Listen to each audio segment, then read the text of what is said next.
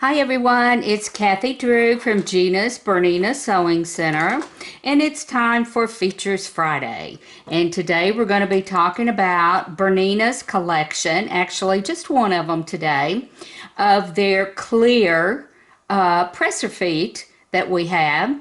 The number 34 presser foot comes available as a 34 or 34C, which is for our 9mm machines, or a 34D, which is for our 9mm machines that have dual feed. Now, the 34 is available for our 5mm machines. Now, a lot of people are loving this presser foot for their basic construction because it is clear and it does give great visibility. And if you compare it to our basic 1C presser foot, you'll see that there are quite a few similarities. But one of the things that stands out about the clear presser feet that Bernina has made for us are the guidelines, and I'm going to put some paper behind this presser foot so maybe you can see those a little bit better. And let me see if I can zoom in just a bit and give you a little bit of better visibility.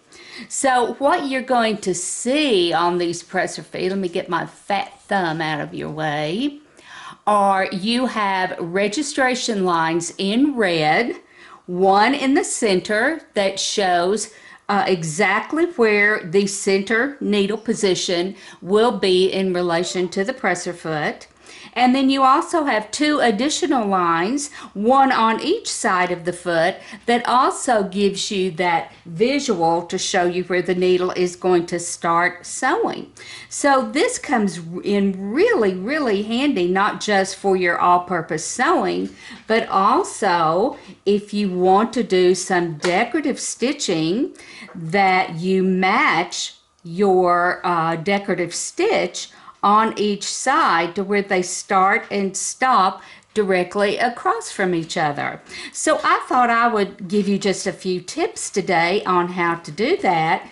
But another thing that I'd like to show you is a beautiful pillow that Kathy Carlson, who does some of our beautiful samples at the shop, has made. Look how gorgeous this is.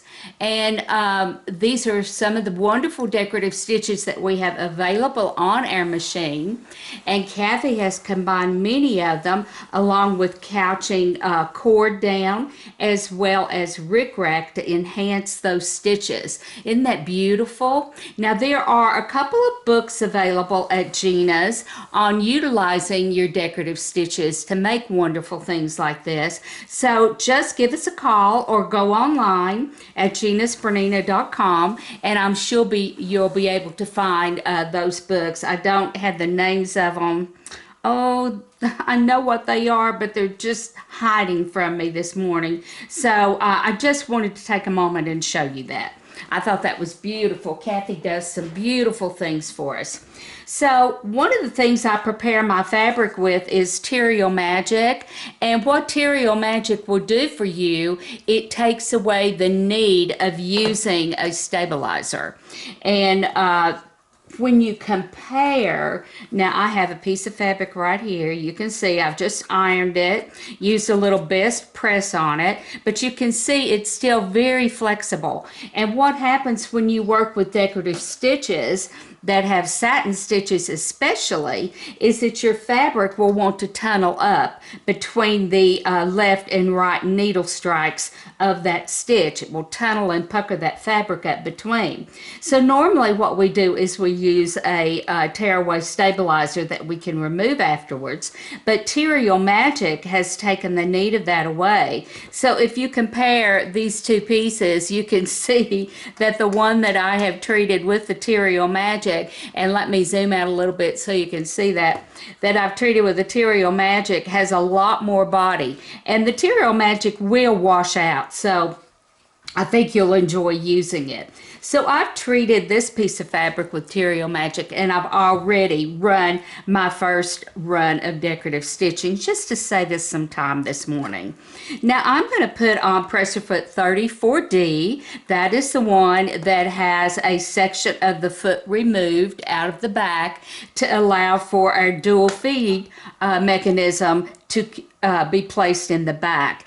I'm going to slide the foot up the needle, being careful not to bump my needle. The reason I'm doing that is I want to get my thread under the presser foot, and there are no slits in this foot. That enables us to have precision stitches. So I'm going to slide the opening of the foot where the needle travels. I'm going to slide it up the needle and reach under the foot and behind the needle and grab my needle thread, pull it through the foot, and now I have that thread underneath my presser foot.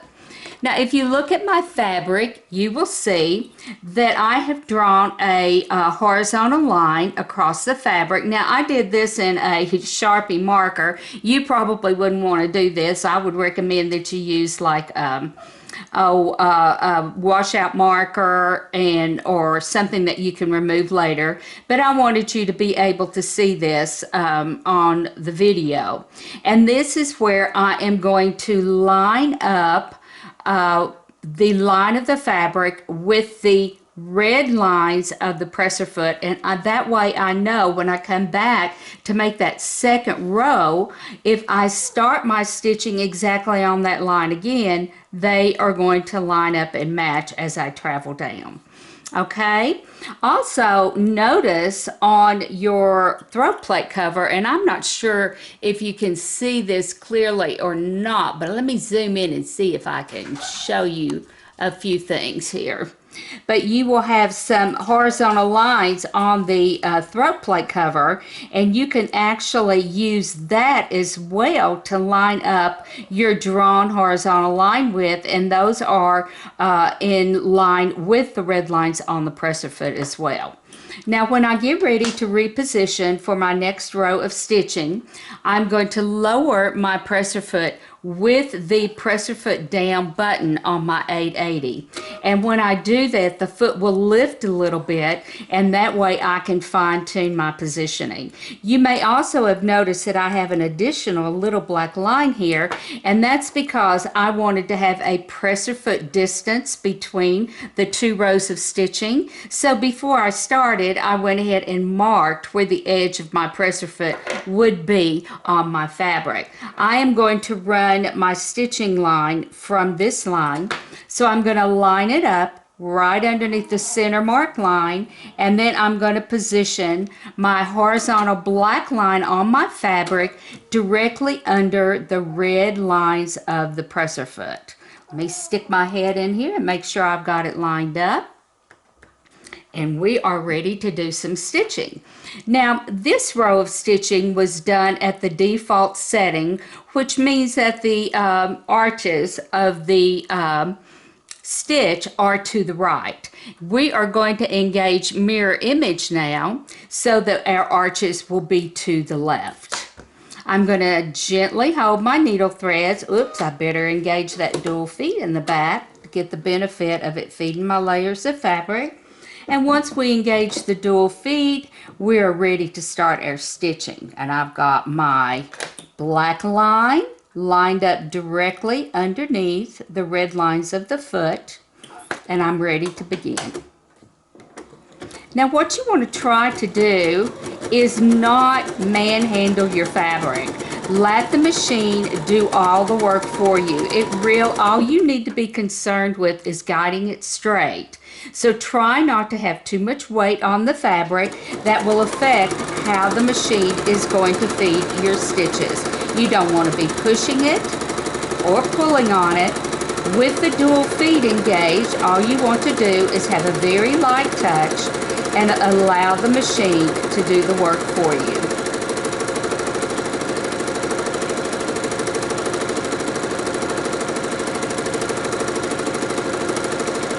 It's hard not to look at it while it's stitching, but I'm trying to kind of make sure that I'm guiding straight and trusting my machine to feed that fabric at the same amount that it fed the first row.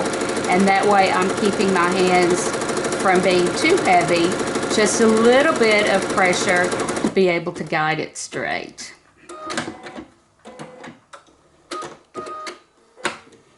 And as you can see, this foot guides your stitches perfectly and keeps them across from each other. Your points and everything should be lining up. And that is one of the wonderful features of using the 34 foot. Now, if you want to add that second row like I did earlier, once again, you can line it up. The lines of the foot on top of the horizontal line you drew on your fabric. And I'll go in my decorative stitches and choose something different than what I used on my original sample. And I am going to let the points of the stitches line up with the edge of my foot and run that stitch right down the middle. And when you combine stitches like this, you call them stitch menus. They're your own compilation of stitches, and it creates a totally different and beautiful pattern. Now this is a great foot if you wanted to do some decorative stitches on the seam lines of your piecing for a quilt like you would see in crazy quilting. And so you could allow the seam line of the pieced block to lie directly underneath the center mark of the presser foot, and that way you would be able to completely center that stitching over the ditch of your seam.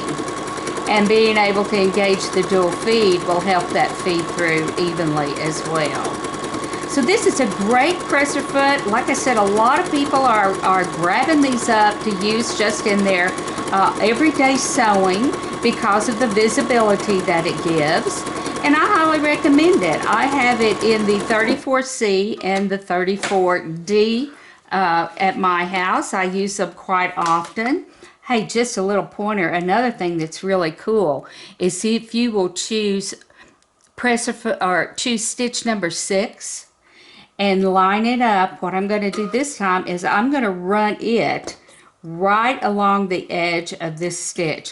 Just using that triple straight stitch can sometimes add such an effect to how your decorative stitches look. Now the triple straight stitch does move forward and backward, and it applies 3 threads per stitch, so it gives you a much bolder look to your stitching. Isn't that pretty? I think that's really nice. I love adding that that triple straight stitch. And I'm going to slide right over here because that stitch is also available as a triple zigzag. I'm not going to try to add it to these. I just want to run it for you. So you can see, a zigzag can be decorative in itself, as well as being used for couching things down. And look how bold and pretty that makes that stitch. And of course, all of these stitches, you can alter the width and the length to suit whatever project that you're working on and have beautiful results with it. So I hope you enjoyed this little video. It's a very short one. You can find more information on this presser foot, and of course all the girls will be glad to help you at the store. But like I said, I think this would be a great addition for your Bernina machines to add it to your stash of accessories to help you in those times when visibility and being able to place your decorative stitches accurately is important for you. So take care, everybody. I hope you have a wonderful day, and come back in a week or so and we'll do another presser foot. And as always, if you have any questions, you can email us at info@ginasbernina.com or visit our website at www.ginasbernina.com. Thanks again. Bye-bye now.